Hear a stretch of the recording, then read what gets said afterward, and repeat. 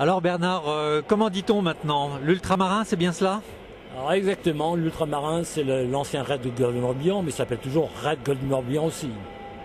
Et l'ultramarin, parce qu'il y a une caractéristique étonnante, c'est le seul ultra, peut-être la seule course à pied où on est obligé de prendre un bateau à un moment donné. Alors effectivement, comme on veut faire tout le tour du Golfe et qu'on veut faire partir de Vannes maintenant le raid, à un moment donné, effectivement, alors il y avait le choix, soit le bateau, soit la nage, mais on a préféré comme le bateau c'est plus sûr.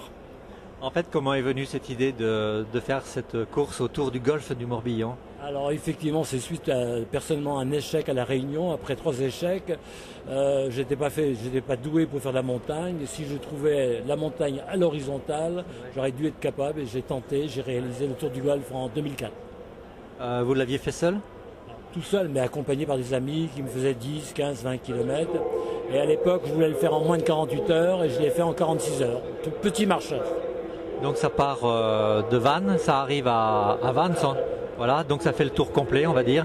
Et quels sont les plus beaux sites que les coureurs peuvent visiter? Alors, effectivement, quand ils courent aussi la nuit, ils ne voient pas grand-chose qu'ils voient la nuit, mais il y a vraiment de nombreux petits ports à regarder. Puis après, quand on fait face à l'océan, quand on arrive au Croatie, et dans le Golfe, il y a vraiment des beaux endroits. Je ne vais pas tous les citer, le Bono, Saint-Goustan. Enfin, il y a vraiment des petits ports à regarder. Comment explique-t-on le succès de cette épreuve? Je pense par le nom, l'ultramarin et le golfe quand même, qui est considéré comme une des plus belles baies du monde. Ça attire quand même les gens et le Van commence à être connu. Donc ici, vous êtes venu promotionner la Bretagne, on va dire. Alors effectivement, la Bretagne, le raid, bien sûr, parce qu'on a, d'après une enquête, 15% de gens n'étaient jamais venus sur le golfe du Morbihan. Donc c'est pourquoi on fait différents salons. Si je peux tous les citer, les Templiers par exemple, l'UTMB, on fait le marathon de Paris, le marathon de Nantes, on fait 20 salons dans l'année. Donc la plus longue distance c'est 160 km, c'est cela? C'est 177, c'est un vrai défi. Alors effectivement c'est un défi puisque les gens qui ont l'habitude de faire des si longues distances, c'est souvent en montagne, plus à l'aise apparemment. Le fait que c'est relativement plein, il y a à peine 1000 mètres de dénivelé, voilà, ça oblige les gens à courir. Et le fait, on a 52% d'abandon, ce qui n'est pas normal. Comment arrivez-vous à mobiliser ces centaines de bénévoles qui encadrent l'épreuve?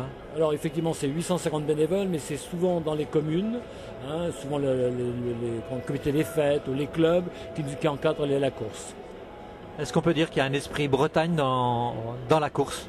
Alors effectivement, la Bretagne est réputée pour avoir de nombreux bénévoles et on fait tout pour bien accueillir les coureurs et je crois que les coureurs leur rendent aussi. Et comme l'année prochaine sera la 10e édition, on voudrait réellement, on y pense déjà, on y pense sérieusement même et vraiment mettre sur l'ensemble de la course mais surtout sur l'accueil. Parce que le Breton accueille l'étranger ou le coureur de façon différente? Peut-être pas spécialement différente, mais c'est vrai qu'ils accueillent, bon, ils adorent les coureurs, ça se passe bien, quoi. Je crois que même, je vous dis, les raiders, lorsqu'ils nous envoient des news ou des mails, félicitent beaucoup les bénévoles. Pardon. En un mot, votre épreuve, c'est ultra ou c'est marin? Les deux, ultra et marin. Bon, merci et bon salon. Merci beaucoup.